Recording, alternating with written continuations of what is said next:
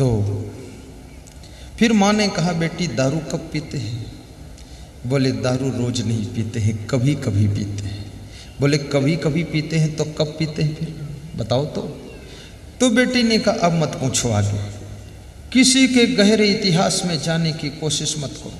इतिहास तो महान पुरुषों का देखना चाहिए, बाकी संसारी का कोई इतिहास देखने योग्य नहीं होता है। लेकिन माँ नहीं मानी। उसने बेटी से कहा, बेटी बताना पड़ेगा। तो बेटी ने कहा, माँ दारू तब पीते हैं जब वे जुआ खेलते हैं और जुआ में हार जाते हैं तो उस चिंता को मिटाने के लिए दारू पी लेते हैं। तो माँ ने कहा, जुआ भी खेलते हैं? बोले रोज नहीं खेलते हैं, कभी कभी खेलते हैं। तो कभी कभी कब खेलते हैं? कहा, जब उनकी कहीं चोरी लग जाती है, पैसे मिल जाते हैं तो जुआ खेल लेते हैं। बोले चोरी भी करते हैं? बोले हाँ कभी कभी कर लेते हैं। एक अवगुण अनेक अवगुणों को बुला लेता है। जिसे ट्रेन में तुम सफर कर रहे हो और उज्जैन स्टेशन पर ट्रेन रुकती है, तो कोई तुम्हारा परिचित व्यक्ति, ये नजरपुर के विक्रम सिंह जालम सिंह प्लेटफार्म पर घूम रहे हैं कि किस डिब्बे में बैठूं, तो तुम इनको देखते हो डिब्बे में बैठे हुए, तो इनको बुलाते हो, आओ आओ यहाँ जगह है। जगह तो नहीं है, खचाखच भरी है ट्रेन, लेकिन फिर भी तुम इनको खींचकर अपनी सीट पर इधर उधर खिसका कर जगह बनाकर बिठा लेते हो। ऐसे ही एक दुर्गुण दूसरे दुर्गुण को भी खींच करके तुम्हारे दिल रूपी डिब्बे में एडजस्ट कर लेता है। इसलिए एक भी अवगुण नहीं रखना चाहिए, उसको दूर करना चाहिए। मेरा अवगुण भरा शरीर प्रभु कैसे तारोगे? मेरा अवगुण भरा शरीर प्रभु कैसे तारोगे? प्रभु कैसे तारोगे? प्रभु कैसे तारोगे? प्रभु कैसे तारोगे? प्रभु कैसे तारोगे? मेरा अवगुण भरा शरीर प्रभु कैसे तारोगे? मेरा अवगुण भरा शरीर प्रभु कैसे तारोगे? बोलिए सद्गुरु भगवान की जय। सद्गुरु कबीर साहिब से किसी भक्त ने प्रश्न पूछा है कि जो सृष्टि में मनुष्य है, इस मनुष्य की कीमत और इसका सम्मान कैसे बढ़ता है? मनुष्य का महत्व कैसे बढ़ता है और मनुष्य की उन्नति कैसे होती है? तो कबीर साहब ने एक ही फार्मूला बताया है कि मानुष तेरा गुण बड़ा, मानस न आवे का, हाण न होते आभरण, तो चान बाजन बाज। हे मानो तेरे गुण बड़े हैं, तेरा शरीर बड़ा नहीं है, तेरे शरीर से तो हाथी का शरीर बड़ा है, तेरे शरीर से तो घोड़े का शरीर बड़ा है। हाथी की पीठ पर तू सवारी करता है, ना कि तेरी पीठ पर हाथी सवारी करता है। तेरे ऐसे ऐसे गुण हैं कि तू अपनी गुणों से, अपनी कलाओं से हाथी को भी बस में कर लेता है, घोड़े को भी बस में कर लेता, शेर को भी बस में कर लेता है, लेकिन इंसान तू खुद को बस में नहीं कर पाता है, इसलिए दर बदर भटकता है। जिस दिन तू खुद को बस में कर लेगा तो नर से तू नारायण बन जाएगा, नारी से नारायणी हो जाओगी, दुनिया में तुम्हारी पूजा शुरू होगी। उत्तर प्रदेश में एक रमुआपुर सत्ती गांव में मैं प्रवचन करने गया तो वहां पर एक मंदिर था, उसको बोलते थे सत्ती मंदिर। तो मैंने पूछा ये सत्ती मंदिर क्या होता है? बोले एक गांव की स्त्री थी, वो सती हो गई थी, उसके नाम से मंदिर है और हजारों लोग उसकी पूजा करते हैं। देखिए एक नारी, जिंदा नारी, उसकी पूजा होने लगी, वो सती हो गई। गुणः पूजा स्थानम न च वयम न च लिंगम। गुणों की पूजा होती है, न जाति की पूजा होती है, न उम्र की पूजा होती है। कितने लोग कहते रहते मेरी उम्र 120 साल है, 136 साल है। उम्र से क्या फर्क पड़ता है? उम्र चाहे 236 साल हो, लेकिन आप में गुण कितने हैं? गुण तो होना चाहिए ना। गुणवान का ही सम्मान होता है। याद रखना, गुणवान बनो, महान बनो, बुद्धिमान बनो, बलवान बनो, विवेकवान बनो, आपका कल्याण होगा। किसी के घर में तुम पुत्र के रूप में जन्म लिए हो, गुणवान पुत्र बनो। आपके माता पिता तुम्हारे गुणों को देखकर प्रसन्नता से भर जाएंगे। गुणवान बहू बन करके ससुराल पहुँचो, तुम्हारे सास ससुर पति देवर देवरानी जेठानी सबका मन गदगद हो जाएगा कि हमारे घर में कोई गुणवान आया है। गुणवान शिष्य बनो, जिस आश्रम में पहुँचो आश्रम की शोभा बढ़ा दो, गुरु का भी दिल गदगद कर दो। गुणवान माँ बाप बनो, घर की उन्नति करो, अपने बेटे बहुओं को भी सुख पहुंचाओ। गुण के ग्राहक सहस्र नर, बिन गुण लहै न कोय। जैसे कागा कोकिला, शब्द सुने सब कोय। शब्द सुने सब कोय, कोकिला सबै सुहावन।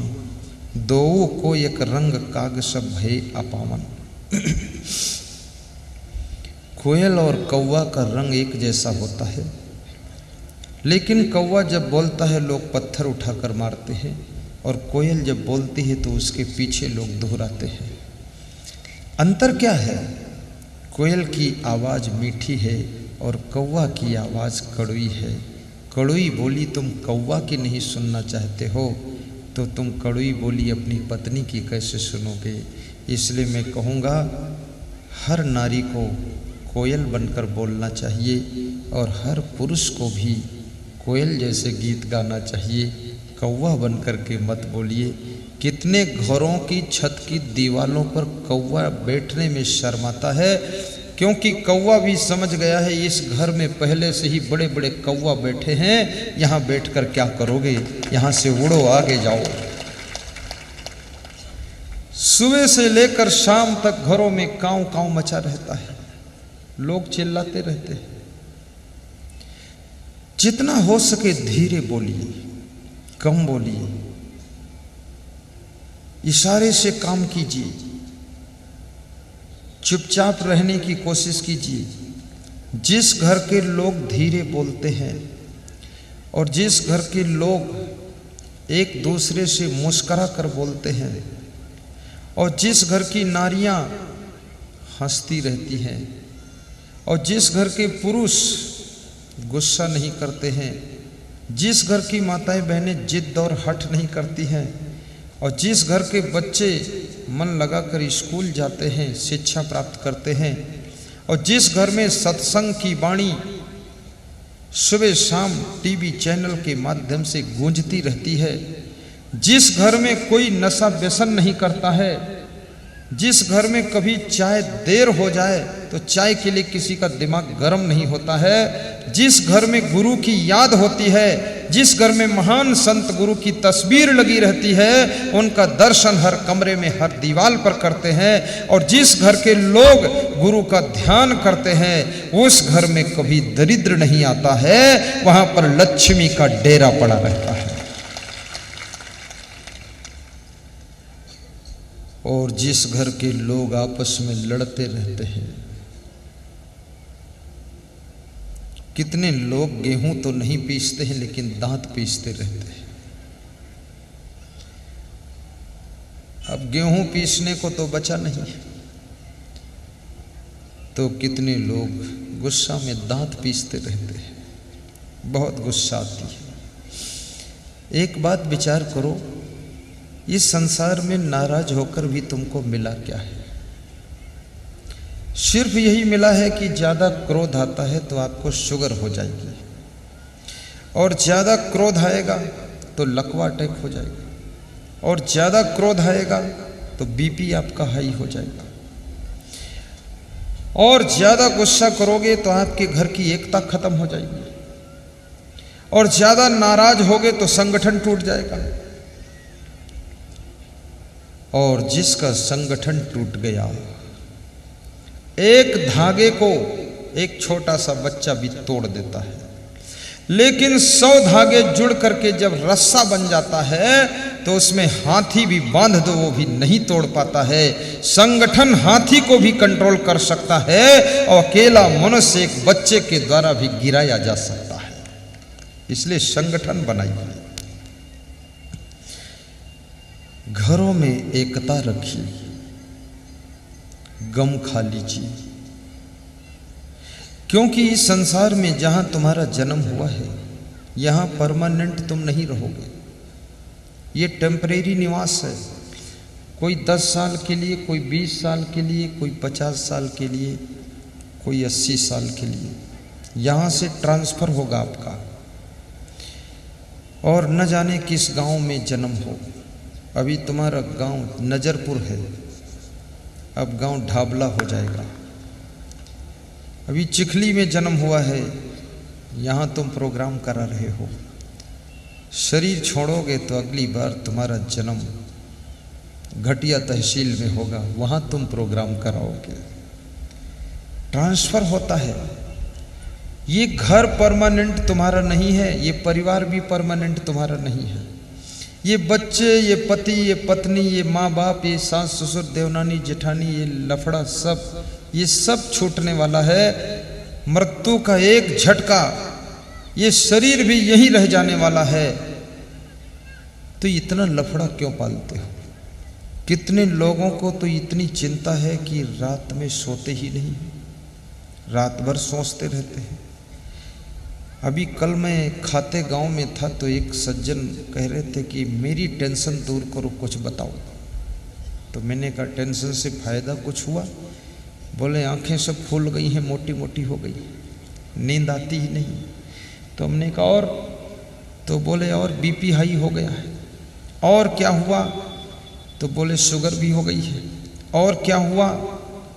तो बोले सब कुछ हो गया है, अब मरना बचा है। और क्या हुआ है? टेंशन। बहुत थोड़ी थोड़ी जिम्मेदारियों को बांटना भी सीखो।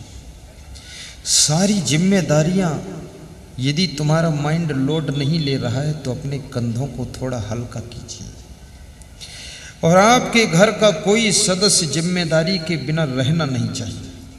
सबके कंधे पर जिम्मेदारी होनी चाहिए। रिस्पांसिबिलिटी सबको दो, क्योंकि जो घर में रोटी खाता है उसको रिस्पांसिबिलिटी लेना ही चाहिए, और जो घर में रहता है उसको जिम्मेदारी रखना ही चाहिए। और जिम्मेदारी जो लेता है उसकी बुद्धि का विकास होता है। जिसके पास कोई जिम्मेदारी नहीं है वो बुद्धू ही रहता है। और सभी जिम्मेदारों की भी जिम्मेदारी ले लो।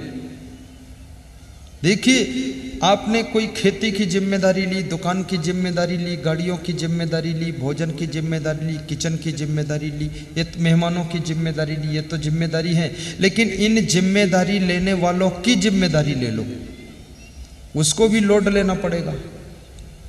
कि जो खेती संभाल रहा है वो उसको तुम संभालो, जो दुकानें संभाल रहा है उसको तुम संभालो, जो पॉलिटिक्स देख रहा है उसको तुम संभालो। संभालने वालों को संभालने वाला सबसे अधिक बुद्धिमान हो जाता है, और जो संभालता है सभी को उसकी बुद्धि इंटेलिजेंस हो जाती है, मेमोरी बढ़ जाती है। और जो काम चोर है, निकम्मा है, वो पूरा मूर्ख रह जाता है। इसलिए जिम्मेदारियों को पकड़िए और जिम्मेदारियों का वितरण भी कीजिए। ये संसार, ये प्राणी पदार्थ, ये सब छूटने वाले हैं। एक दिन सबकी मृत्यु होगी। किसी का शरीर अमर नहीं है, सबको संसार छोड़कर जाना है। लेकिन जब तक यहाँ जीवन है, सबके साथ अच्छा व्यवहार कीजिए, मधुर संबंध रखिए, ना किसी से दोस्ती ना किसी से बैर। कबीरा खड़ा बाजार में मांगे सबकी खैर, न काहू से दोस्ती न काहू से बैर। सभी से राम राम रखो, उलझो किसी से ना, शांति बनाकर रहो। और जो किसी से दोस्ती और द्वेष नहीं करता है वो बड़ा प्रसन्न रहता है, और जो द्वेष करता है, नफरत करता है, उसके मन में गुस्सा भरी रहती है। और जो किसी से बहुत दोस्ती बनाता है तो दोस्त के लिए भी कोई ना कोई गलत काम करता है। इसलिए ज़्यादा दोस्त, मैं सच बताता हूँ, आज तक ज़िंदगी में मैंने किसी को दोस्त नहीं बनाया और न किसी को दुश्मन बनाया। मैं पोस्ट ग्रेजुएट तक पढ़ा, कॉलेज में मेरा कोई दोस्त नहीं था, न किसी से हमारी लड़ाई थी। जो मिल जाए तो राम राम, ना मिले तो कोई नहीं खाऊंगा, ऐसे सिस्टम से मैं रहता था। और साधु बना तो साधुओं में भी किसी साधु को भी दोस्त नहीं बनाया। क्या जरूरत है किसी साधु के लफड़ में फंसने की? तमाम साधु है, सबको साहिब बंदगी, सफल हो जिंदगी, मिटे गंदगी, दूर रहो महाराज। दोस्त नहीं बनाते। सबका ख्याल रखो, सबसे प्रेम करो, सब में वही है नूर समाया, कौन है अपना कौन पराया। सबका मैं बराबर ख्याल रखता हूं और सबसे प्रेम करता हूं। और मेरे सबसे निकट ये महाराज जी रहते 12 साल से। खड़े हो महाराज।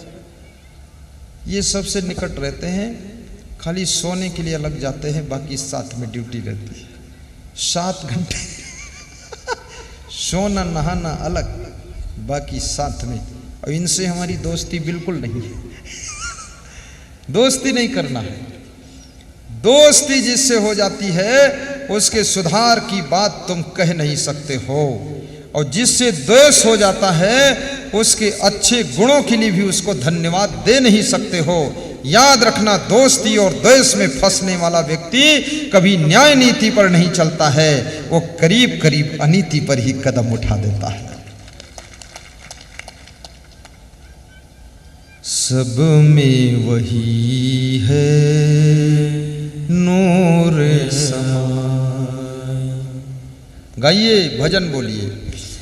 सब में वही है नूर समाया, कौन है अपना कौन पराया, कौन है अपना कौन पराया। रहे मैं तेरी सुख पाया, रहे मैं तेरी सुख पाया, सुख पाया, सुख पाया, रहे मैं तेरी सुख पाया। सज्जनों और देवियों, जो तुमसे प्रेम नहीं करते हैं उनसे भी तुम प्रेम कर देना। जो तुम्हारी निंदा करते हैं उनकी भी कभी कभी तुम प्रशंसा कर देना। जो तुम्हारा काम बिगाड़ते हैं उनके काम की सफलता में कभी मदद कर देना। इससे ईर्ष्या कम हो जाएगी, नफरत की आग बुझेगी। जिन्होंने तुम्हारा कभी साथ नहीं दिया उनका भी साथ दे देना, और जिन्होंने तुमको दुख दिया है उनको भी अपना सुख बांट देना। ये भगवान के लक्षण हैं, ये साधारण इंसान के लक्षण नहीं है, ये माया का संसार है।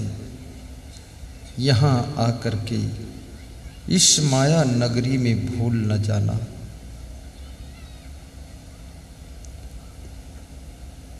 किसी का लालच न करना,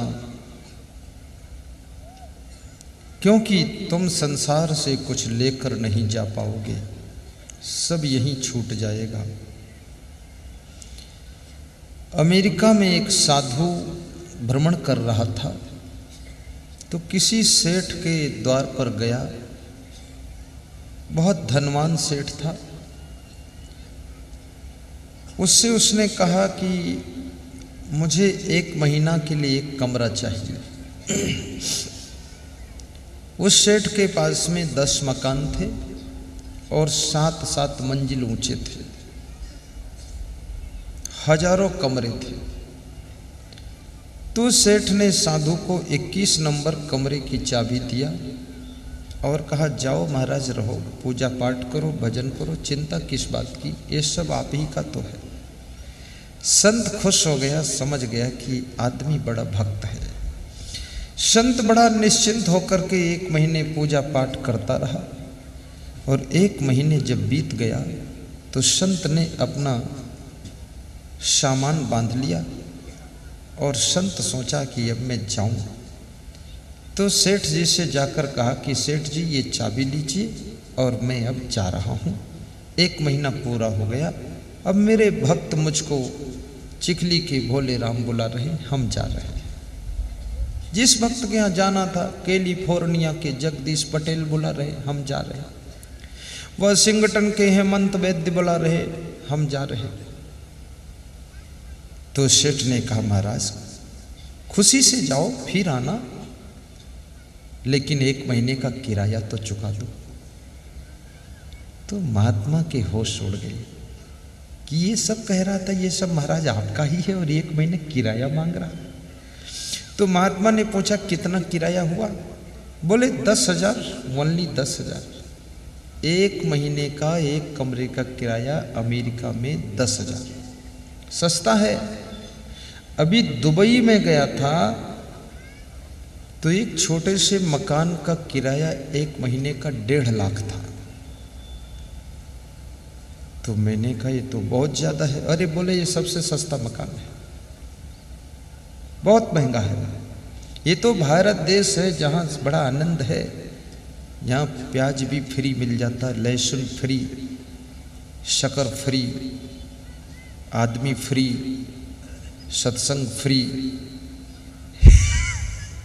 यहाँ सब फ्री, भंडारा फ्री, यहाँ निःशुल्क बहुत कुछ होता है। फिर आपके पड़ोस में उज्जैन तीर्थ है ना, वहाँ तो छिपरा माँ फ्री, घाट में स्नान करो फ्री, पंडा कुछ मांगे तो कुछ दे दो फ्री। कितने लोग पंडा को भी कुछ देते नहीं, बड़े खिलाड़ी लोग हैं, खुद ही तिलक लगा जाते हैं, पंडा बन जाते हैं। पंडा पूछता है, पंडा जी कहाँ से है? बोले हम हरिद्वार तरफ से आ रहे हैं, और गए इधर से। ये फ्री वाला काम तो इंडिया में ज्यादा है। उज्जैन में सिंहस्थ कुंभ मेला में कितने लोग गए थे? जरा हाथ ऊंचा करो। अरे वाह, वेरी गुड, सब चले गए थे। तो यहाँ कौन रह गया था? अभी एक आपको शुभ सूचना सुनाता हूं मैं। उज्जैन में, भारत देश में किसी प्रदेश में मेरा संकल्प था कि एक सुंदर भव्य आश्रम बनाऊं। अभी आश्रम हमने बनाया नहीं ठीक ठाक कहीं। 30 साल सन्यास में हो गए और 21 साल पढ़ाई में हो गए। 51 साल के हम हो गए, 51 ईयर्स, और आश्रम नहीं बनाया है। तो भारत देश में किसी भी प्रदेश में हमको चुनाव करना था, चुनाव करना है कि किस प्रदेश में बनाऊं। तो 2 प्रदेश मैंने चुना, एक तो गुजरात और दूसरा मध्य प्रदेश। अब दो में से फिर डिसीजन लेना था कि गुजरात में बनाऊं कि मध्य प्रदेश में बनाऊं। तो तुम लोगों से पूछना चाहता हूं कहां बनाऊं? मध्य प्रदेश है? कोई बोल रहा गुजरात में बनाओ, जोर से बोलो ना पीछे वाले। उज्जैन, उज्जैन।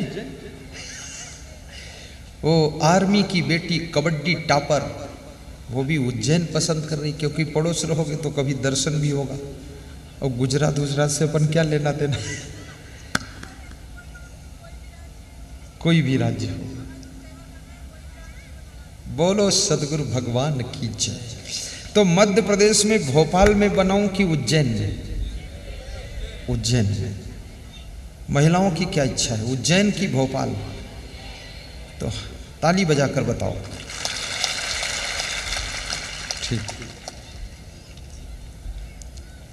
तो आप का जो विचार है वही हमारे यहाँ मीटिंग में फाइनल हुआ है कि महाकालेश्वर की पावन धरती पर प्रसिद्ध तीर्थ नगरी क्षिप्रा माँ के तट पर उज्जैन की पावन धरा पर आश्रम बनाने का संकल्प ले लिया गया है और वहीं आश्रम बनेगा। बहुत सुंदर है। देखत बन सर सैल सुहाई, वाल्मीकि आश्रम प्रभु आए, राम दीख मुनि बासु सुहावन, सुंदर गिरि का नन जल पावन, राम दीख मुनि बासु सुहावन, सुंदर गिरि का नन जल पावन, देखत बन सर सैल सुहाए, वाल्मीकि आश्रम प्रभु आए। आश्रम मुख्य रूप से दो आश्रम होते हैं, गृहस्थाश्रम और विरक्ताश्रम। आपका जो घर है वो गृहस्थाश्रम है और हम विरक्त हैं। विरक्त का मतलब जो गृहस्थी से मुक्त हो, उनका आश्रम विरक्ताश्रम कहलाता है। और आश्रम में नंबर 1 आने वाले को आश्रय मिलना चाहिए, उसका नाम आश्रम है। नंबर 2 आगंतुक को वहां आहार भी मिले, कुछ खाने का इंतजाम हो, उसका नाम आश्रम है। नंबर 3 वहां आराम भी मिले, तकलीफ न हो, उसका नाम आश्रम है। नंबर 4 जहां पर आनंद भी मिले, उसका नाम आश्रम है। नंबर 5 जहां आत्मज्ञान भी मिले, उसका नाम आश्रम है। नंबर 6 जहां आत्म शांति भी मिले, उसका नाम आश्रम है। नंबर 7 जहां आत्म कल्याण भी हो, उसका नाम आश्रम है। ये आश्रम की पहचान होती है। आश्रम का अर्थ ये नहीं कि आइए और सो जाइए। आश्रम का अर्थ है आ माने आइए और श्रम माने श्रम सेवा कीजिए, उसका नाम आश्रम है। आपको भी वहां सेवा का मौका मिलेगा, बहुत अच्छा बनेगा। अमेरिका से उसका मास्टर प्लान आएगा। अमेरिका के लोग रिसर्च करके चले गए। 5 दिन उज्जैन में अमेरिका के भक्त जगदीश भाई पटेल रिसर्च कर रहे थे कहाँ जमीन लेना है आश्रम के लिए। हेमंत भाई अमेरिका के कह रहे थे इसका मास्टर प्लान नक्शा हमारे जिम्मे रहेगा, सुंदर बनाना है। घर भी बनाओ तो सुंदर बनाओ, आश्रम बनाओ तो सुंदर बनाओ, और घर हो या आश्रम हो उसको बनाओ तो सुविधाजनक बनाओ, और सुंदर भी हो, सुविधाजनक भी हो, और सुरक्षित भी हो। ऐसा डर भय वाला ना हो कि इधर से बंदर घुस जाएगा, उधर से चोर घुस जाएगा। कंट्रोल वाला बनाओ। तो ये आश्रम सुंदर भी बनेगा, सुविधापूर्ण बनेगा, और साथ में सुरक्षित भी बनेगा। और यहाँ पर आत्मज्ञान, आत्म आनंद, आत्म शांति, आत्म कल्याण, अन्न क्षेत्र और आनंद और आराम और आश्रय भी मिलेगा। ये सातों चीजें होंगी यहाँ पर। और मैं स्वयं उज्जैन की धरा पर जब आश्रम बनेगा तो साल में ज़्यादा नहीं लेकिन 6 बार हम खुद आएंगे और अमावस्या को वहाँ प्रवचन सुनाएंगे।